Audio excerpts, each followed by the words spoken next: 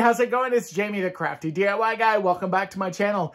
In today's video, we are going to be doing some Dollar Tree DIYs that are nautical themed. I'm super excited about all of these projects because they all come from Dollar Tree. Literally all of the materials that I used for today's videos all came from Dollar Tree. Before we get into the video though, I do want to of course say thank you to my long-term subscribers and friends. You guys know who you are. I appreciate you being here so much. If you're brand new to the channel or perhaps even checking it out for the first time, hopefully you will stick around and hang out and become a subscriber as well. And let's just jump into the video. My first project, I'm going to take one of these old signs that I had left over from Valentine's Day and two of these dog toys. The first thing you're going to do is take your dog toy and you're going to undo the knot at the end. Now the knots can be very tight sometimes, so you may need to take a small screwdriver or even a pair of scissors and just kind of pry it apart. They make sure that these are super tight. And once you do finally get that knot undone, and like I said, you may need to grab a screwdriver like I did here. For the first one, it came apart really easily. The second one here is just giving me a lot of trouble, so I'm just gonna kind of loosen up that knot again with the screwdriver and just kind of, you know, work my way into that rope as much as I can. And then when it finally does come undone, you'll see that you're able to kind of pull apart the toy itself, kind of making just one continuous strand of rope, kind of like that other one that's laying on the other side of the sign there. And I promise you this will eventually come apart. And as you will see here, I'm just kind of taking the other ropes and loosening them up and manipulating them around and then pulling, and then sure enough, oh look, the tag is still on there. And sure enough, it does start to come apart. Now, this particular rope is a lot thinner and a lot more loose, I guess, in comparison to like nautical rope, for example. So when you do finally get this all separated and pulled apart, you will want to keep the knots in either end of it. So that one side that you actually untied the knot on, you will want to make sure that that knot is tied back again. Otherwise, your ropes will start to unravel, and that is not fun. Now, for my sign itself, because it does have that glitter left over from Valentine's Day on it, I'm just going to take some Dollar Tree sandpaper and just sand that off there. I could have really left it on there. It wouldn't have mattered, but I just wanted to get rid of it. Now, for these ropes, what I'm doing here is I'm going to take some hot glue, and I'm actually kind of squirting it just under that knot, but I'm actually going in between the rope pieces. And the reason why I'm doing that, and yes, it's a little warm, but it's okay. The reason why I'm doing that is because when I do finally cut the end off, this knot off of here, you want this to be able to hold together. That way you can actually work with it. So just a tip I kind of learned the hard way. And now I'm just going to add a large amount of glue kind of all along the edge of the tray. I'm going to leave that little piece of rope kind of overlapping there on the end. Then I can trim away, not a big deal. And then you're literally just going to start working your way all the way around the tray until you have started filling in your rope. And what I am doing with this particular one is I am making sure that I have lots of extra glue kind of on the edges themselves. And until I get that rectangle all the way around, I am just going to go very heavy with the rope itself. And the reason why I'm doing that is because I want that to hold.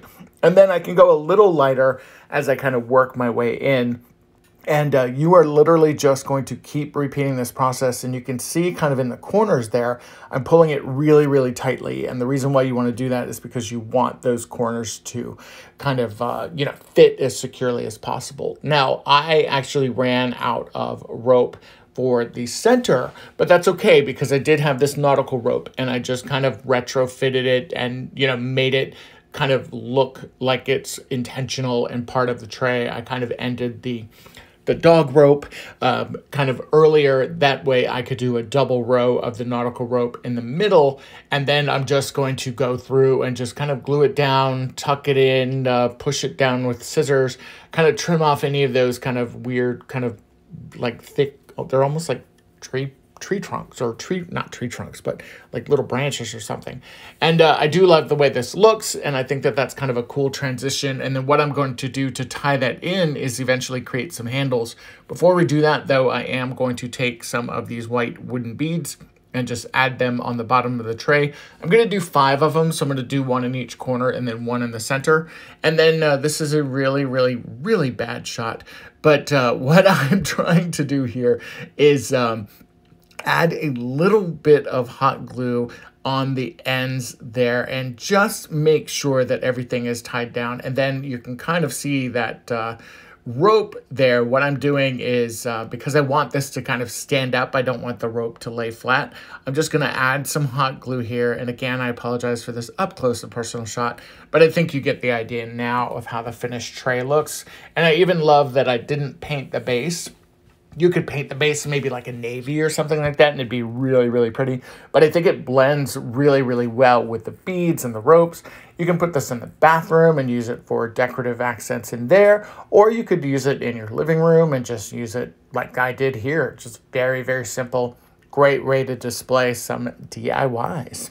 All right, this next one's a little out there, but bear with me here. I'm going to take some of these cocktail umbrellas, one of these pool signs from Dollar Tree, and then also a styrofoam wreath form.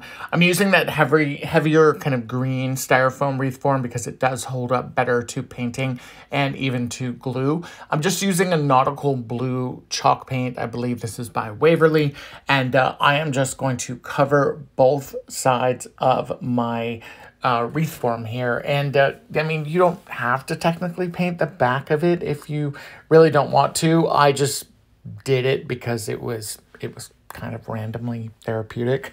And again, you know, it's a little messy, but that's okay. I don't mind getting messy when I'm doing painting and DIY. And I am literally just kind of doing a little bit at a time and working my way all the way around and dipping my brush back into the paint tray there. And literally just kind of covering everything up. So once this is all covered and the paint has dried, I am going to pop open several of these umbrellas. I ended up using almost 2 packages of the umbrellas. I bought 4, but I didn't use all 4 of them. So for these, they do pop open. They are a little tricky. The paper is very, very thin, so if you're not careful, you are going to kind of rip them. And each one of the umbrellas has this little red kind of rubber band on it, and that's what helps hold those open, or at least that's what's supposed to help hold them open. But I found that if you just take the umbrella, you pop it open, and then you add just a little bit of hot glue kind of right under that umbrella, kind of where you opened it, that will actually help hold these open so much better. And you can make adjustments as you need to. And because I've got my glue on a lower temperature, it's fine.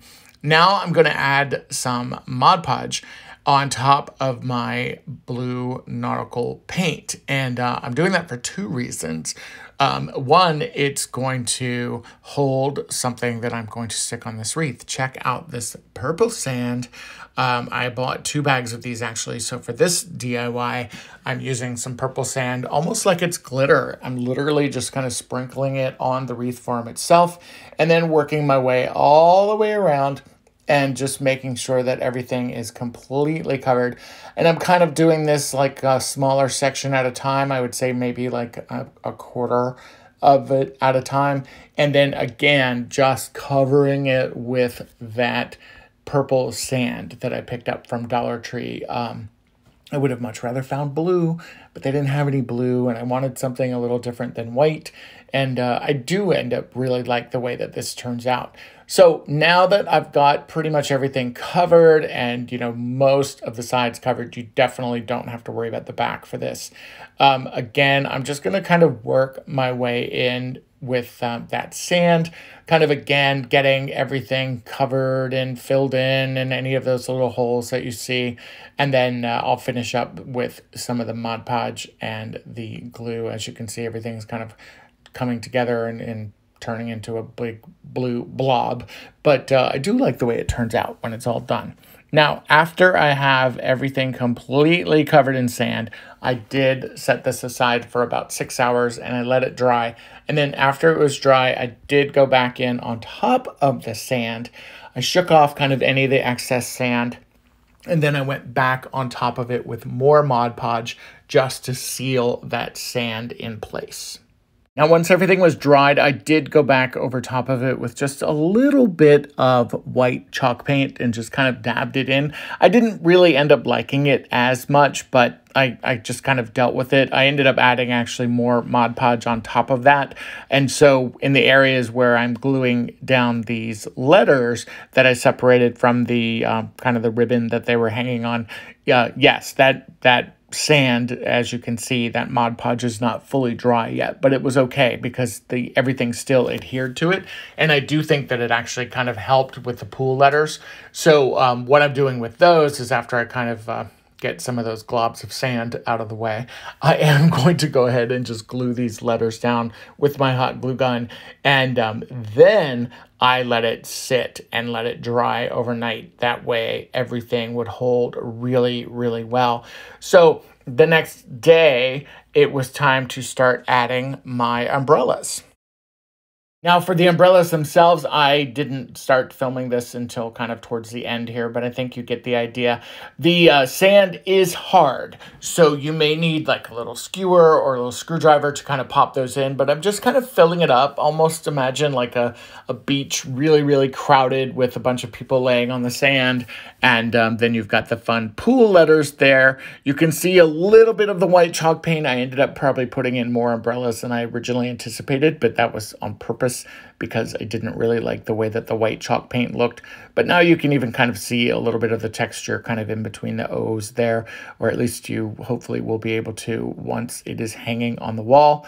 Right now, I've got it hanging on the wall in the craft room because it is dark outside, so I can't go hang this on the front door.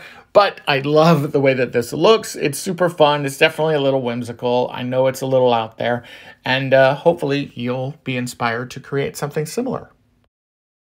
My last DIY is a lantern that was inspired by my friend Sarah Jane from Chic on the Cheap.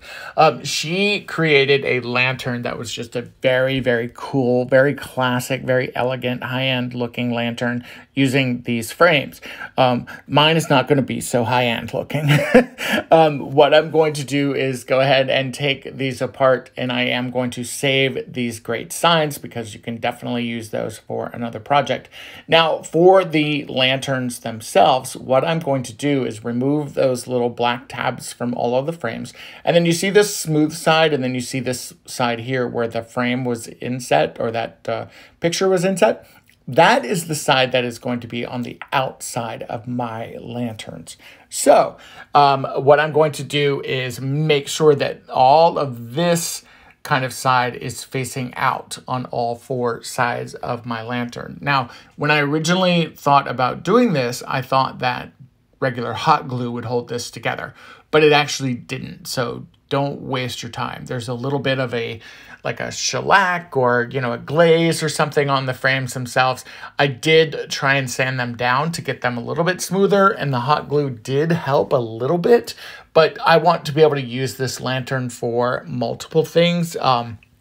You'll see I keep it pretty generic as far as the use goes. So I'm going to go ahead and just use some of this E6000 Quick Hold. And I like working with the Quick Hold because it does adhere within 30 minutes. You still should let it dry for 24 hours, but within that 30-minute period, you can at least start working with it again. And my tube's a little old here, so I'm having to squeeze it a little hard, but the E6000 is definitely coming out. And then I am just going to start building the lantern and kind of building all four sides of that. I am going to leave it and let it dry again for, I think I left this one for probably about 2.5, maybe 3 hours before I went back and started adding the additional detail. Now, for that additional detail I was talking about, I'm going to be using some nautical rope because this is a nautical inspired lantern. Now, remember I had you kind of leave that little inset, I guess that's what that's called. I don't know what it's called. But I'm going to now add my nautical rope in that section. And the nautical rope held perfectly fine with hot glue. So again, I'm just going to take my Surebonder all-purpose hot glue here, and I'm going to kind of add it into that little section there that I still don't know what it's called. And I'm just going to work my rope all the way around it. And I'm going to do this on all 4 of my frames, because remember, I made sure that that was the side that was facing out on all 4 of those frames. And when it's done, you've got this kind of nautical looking lantern, but I'm actually going to turn it on its side, and we are going to be making a nautical crate with it. Get rid of any of those frays and strays and glue gun strings. I do take a lighter and just kind of go over my nautical rope. And as I'm kind of working my way around and kind of burning off some of those fringes, it's also burning some of that glue string and different things. When you do this, definitely be careful. Make sure that you're in a well-ventilated area, etc., etc. Please be careful doing this. But I love the way it looks, and I love how it really finishes the nautical rope from Dollar Tree and gives it a little bit of a higher end look, in my opinion. Okay, so here is the finished crate. Now, for decorating this, you definitely have a couple options. You could lay it vertically, you could lay it horizontally. That's up to you. I'm gonna put mine on its side, and then I'm gonna take 2 of these Dollar Tree glass cylinders. I'm gonna fill it up with more of that purple sand that I had from the previous project. This was the second bag. And I am literally just going to continue to add that whole bag and try and keep it as evenly as possible. And then for the candles, I'm gonna actually add 2 of these larger pillar candles that you will see in just a minute when my sleeve gets out of the way. And I'm gonna add those to the center of the crate. And I think these alone by itself actually look really, really cute together. I love the way that this looks. It's very simple. It's fun when you dim the lights a little bit like I'm doing here. But to give this definitely more of a nautical spin, you have a couple options with this.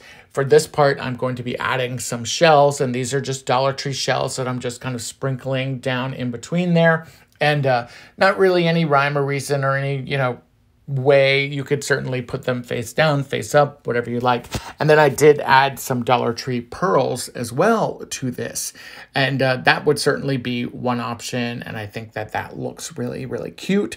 And it definitely gives you that nautical vibe. You could even glue some of those shells maybe on the outside if you wanted to. The other option is to also take some of the Dollar Tree fishing net stuff that that's the technical term, fishing net stuff, and just kind of casually wrap it around the outside of your lantern, kind of like so. Definitely don't do it on top, but on the sides. I think it's super cute, and it looks like an old crate that you may have found washed up on the beach.